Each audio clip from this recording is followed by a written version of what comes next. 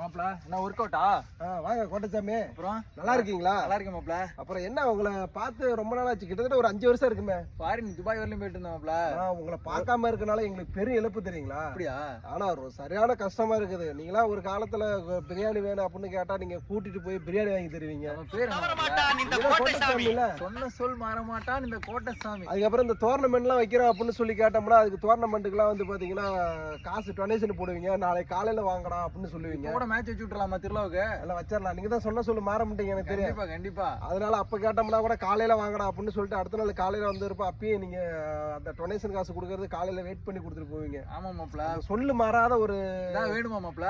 அதான் நீங்க சொன்ன சொல்லு மாறாத கோட்டச்சாமி பிரியாணி அதான் வேணும் கம்பல்சரி எங்களுக்கு வேணும். சரி மாப்ள. சரி, எங்க நண்பர் ஒருத்தர் என்னை கேட்டாரு. சரி மாப்ள.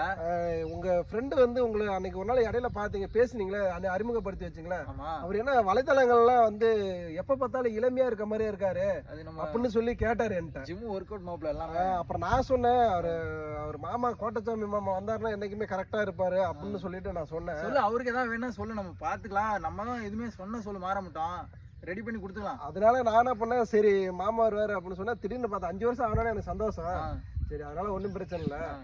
அன்னைக்கு ஒருத்தர் அதுதான் அந்த வலைத்தளங்களில் பார்த்துட்டு கேட்டாரு, அவருக்கு எவ்வளவு வயசு இருக்கு அப்படின்னு சொல்லி என்கிட்ட கேட்டாரு. எனக்கு என்ன மாப்பிள்ள, ஒரு 40 வயசு தான் மாப்பிள்ள. எனக்கு 40 வயசுங்களா? ஆமா மாப்பிள்ள. என்ன போன 5 ஆண்டு முன்னாடி பார்க்கும்போது உங்களுக்கு 40 வயசுன்னு சொல்லி சொன்னீங்க, இப்போ அதையே 40 வயசு சொல்றீங்க மாப்பிள்ள. என் பேர் என்ன மாப்பிள்ள? கோட்டச்சாமி. சொன்ன சொல் மாற மாட்டான் கோட்டசாமி மாப்பிள்ள.